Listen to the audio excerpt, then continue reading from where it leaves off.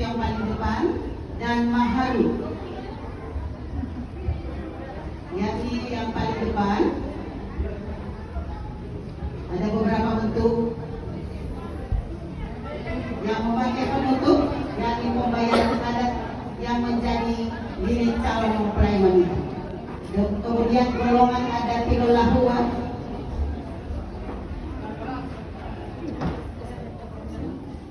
yakni ada beberapa bentuk tempat yang telah dihiasi dengan indah ini, yakni berisikan seperangkat atau perlengkapan calon mempelai wanita berupa busana, hiasan wajah, wangi-wangian, bermakna tanggung jawab calon mempelai putra kepada calon mempelai wanita. Selanjutnya yang ketiga, golongan adat Tilohubia, terdiri dari pinang.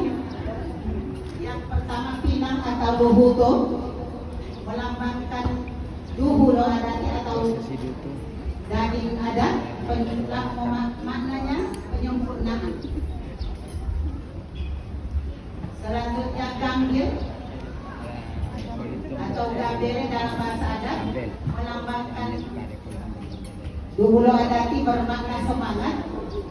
Dan yang berikut sirih atau tembe, melambangkan lidi dulo adati, bermakna hubungan kekerabatan. Dan selanjutnya tembakau atau tabaan, melambangkan bulu roma, bermakna perasaan keikhlasan.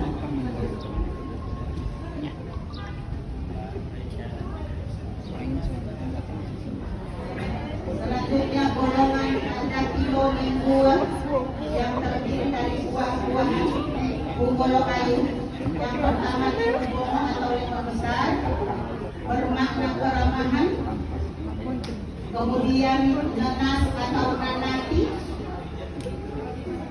bermakna keterampilan. Kemudian patolu atau tebu, bermakna agar kepada kedua mempelai disayangi oleh keluarga. Amun merah, lambang pemangku adat. Kuning, pemerintah setempat dan hijau untuk masyarakat dan anak-anak.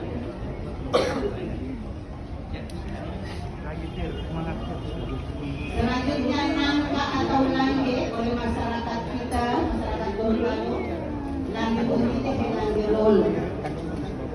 Nah, diharapkan kepada kedua mempelai menjadi orang yang dihargai atau diambil langge lolo. Itulah makna dari nangka, sehingga tidak dapat digantikan oleh buah lainnya.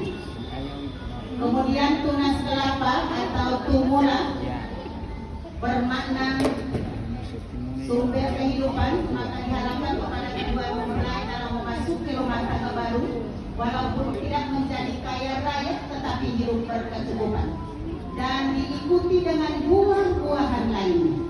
Itulah makna dari perlengkapan mahar yang telah tertata baik di ruang sidang adat.